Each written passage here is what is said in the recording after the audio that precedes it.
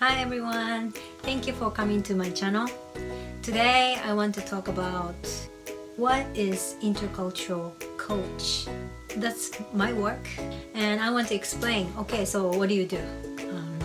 Maybe some of you who are watching this from the States, North America or European countries, maybe you are familiar with what intercultural training or intercultural programs are, but many Japanese people or Korean people don't know what intercultural programs or what intercultural trainers or coaches do, so I want to introduce you today.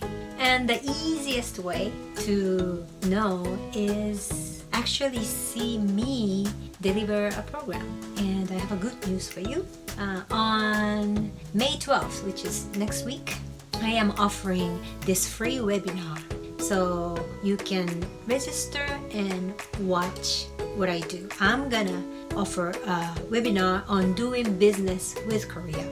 Learn how to minimize the cultural gap to Korea.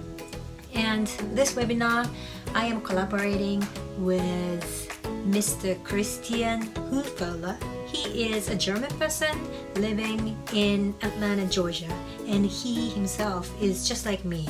He's an intercultural trainer, coach, and he owns a company called the Cultural Mastery. And we've been working together when I have Korean clients who are relocating to the US, especially the Atlanta area. I train them in Korean about American culture, and Christian comes in and talk about how business is done in American culture or about the local information. So how to work and live in Atlanta. So I know he is a great interculturalist, and I am happy that we're collaborating this time to talk about Korean culture. So this one is a webinar, but usually face-to-face. What I've been doing is mainly I work with clients like Fortune 500 companies. You know, if I tell you names, you know these are famous companies. And what they do is usually they send managers or executives from the headquarters. So I work with those people who come from North America or European countries, and they work with the locals, either the Koreans or Japanese. I sometimes fly to Japan to deliver programs also. And it's really important to know the cultural values of the local people when you are working with people from different culture, because the cultural values they have influence the way they think or the way they communicate or the way they behave in business context.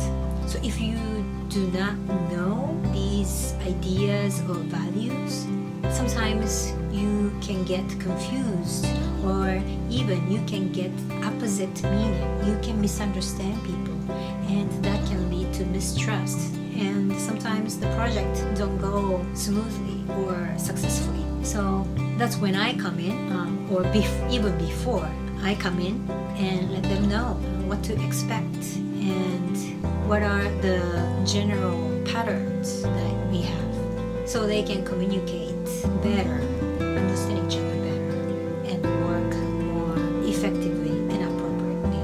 And I work with many different industries, automotive industry, pharmaceutical, finance, luxury, brands, or consumer goods, IT, many different industries and many different levels. Sometimes just people who are actually doing the project, or some CEOs, CFOs, C-level leaders. And that's the corporate side of my intercultural programs. And I also do university programs. I offer intercultural programs for international students who are coming to Korean universities. I tell them about Korean culture values and how it affects talking to professors, or how to make friends. And also I do intercultural programs for Japanese universities who are sending Japanese students overseas. So when they study abroad, what to expect, how our class participations are different. So I really enjoy doing this job because I feel I can really use my background, which is I'm mixed with Korean and Japanese, and I grew up as a minority in Japan. So I was always in between two different cultures, and also I studied in the US for 9 years. So I can understand Western perspective, but also I understand East Asian perspective too. And I had international marriage for 12 years. I was married to a Korean husband for 12 years, and I understand the family dynamics, how the families and relatives communicate each other, interact with each other. And I also have experience working for a Japanese printer company for a patent department, and I dealt with international patents, US, Europe, Korea, and China. So I made business trips and I did translation for Korean patents. So, and like I said earlier, I worked for a Japanese university, and I sent international students overseas, and also I welcomed international students from all over the world, more than 50 countries, and at the orientation told them about Japanese culture, what to expect. And also I made an internship program for the international students to work in a Japanese company. So I'm really happy that all this professional and personal experience I had is really concentrated in my professional career now, and I can support other people to live and work happily and successfully in a foreign country.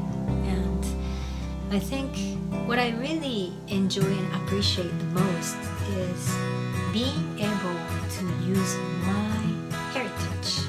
my heritage culture, which is Korean, and my heritage language, Korean language. Because a lot of times, Korean people in Japan, especially my generation and before, for many people it was really difficult to have a positive identity or a positive image towards Korea. And especially someone like me who is mixed, it could be even more complicated. But I feel I maximized my identity and I am contributing by being who I am. So I am truly grateful for this career, and I'm happy to connect with other people from all over the world and learn from them. Not only just teaching and offering, but learn from them also. Learn from each other and empowering each other. So if you are interested in this intercultural program, what I do, please register here. The address, I will put the address in the comment explanation description area too. So I hope to see you on May 12th. It's gonna be 9 a.m. in Eastern Time, US, and 3 p.m. European Time, and 10 p.m. Korea and Japan Time. Thank you for watching my video.